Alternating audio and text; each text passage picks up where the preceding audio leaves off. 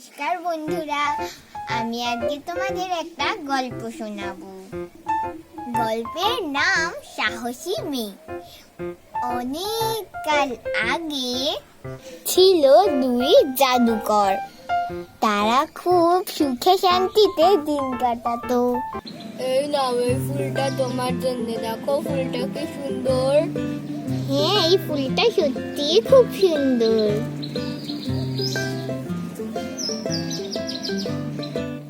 দেখো আমাদের লাগানো এই গাছটা এখন কত বড় হয়ে গেছে। হ্যাঁ, সত্যি প্রচন্ড বড় হয়ে গেছে। আমার এই গাছটা সবচেয়ে প্রিয়।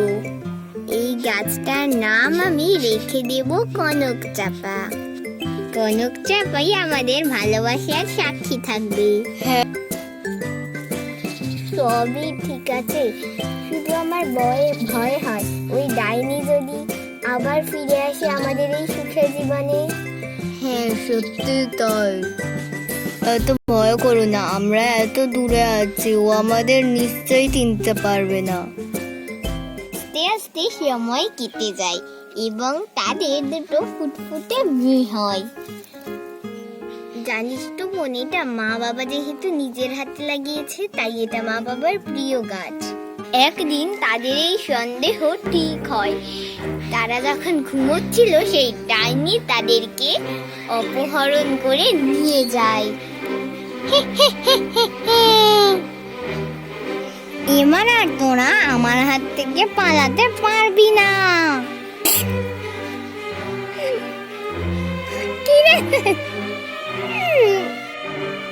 চললি, ঠিক বলেছি তো? একদম ঠিক হুজুর।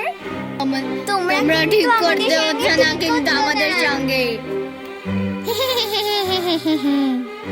দেখবে আমাদের মেয়েরা ঠিক আমাদের বাঁচানোর জন্য আসবেই আসবে। এসে দেখাক না কি করতে পারে, তবে বুঝবো কিরকম শক্তিশালী। চিলি, আমাদের কিন্তু এমন প্ল্যান করতে হবে যাতে ওদের ছেলেমেয়েরা কখনোই ওদের কাছে এসে না পৌঁছয়। আমরা তাহলে ওদেরকে মৌচাকের পেছনে রাখবো। প্রথমে ওদেরকে পেরিয়ে আসতে হবে এই মরুভূমি, তারপরে এই সমুদ্র, তারপরে এই ভয়ানক জঙ্গল, তারপরে এই মৌচাকের পেছন।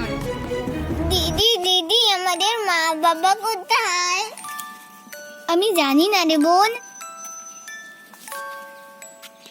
তবে আমার ধারণা ওদেরকে ওই খারাপ ডাইনি নিয়ে গেছে, আর আমায় ওখানেই পৌঁছতে হবে। না দিদি, আমিও তোর সঙ্গে যাব। বলো আমাদের মা বাবা কই?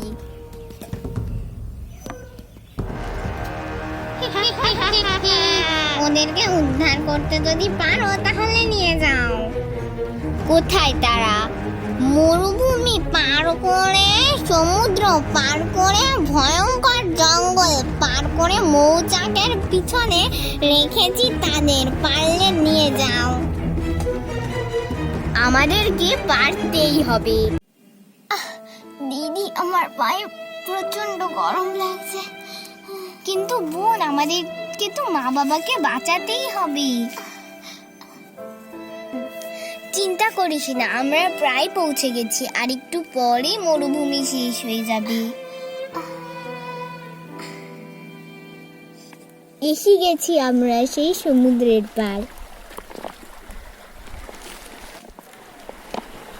দিদি, এই সমুদ্রের তলা দিয়ে যাবো কি করে?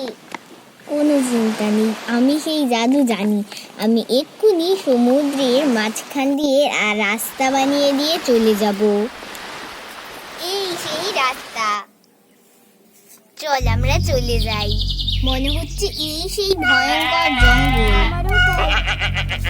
তুই চিন্তা করিস না, তুই আমার পিছনে থাক, আমরা ঠিক বেরিয়ে যাব। এই তো বোন, আমরা মৌচাক পেয়ে গেছি। বোন চিন্তা করিস না, এক্ষুনি আমি জাদু করে মৌচাকের মাঝখান দিয়ে রাস্তা বানাবো।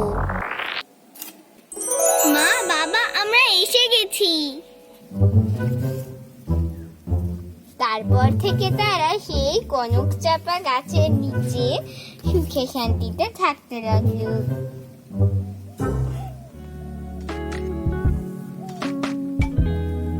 বোন বোন, খুব সুন্দর গল্প ছিল।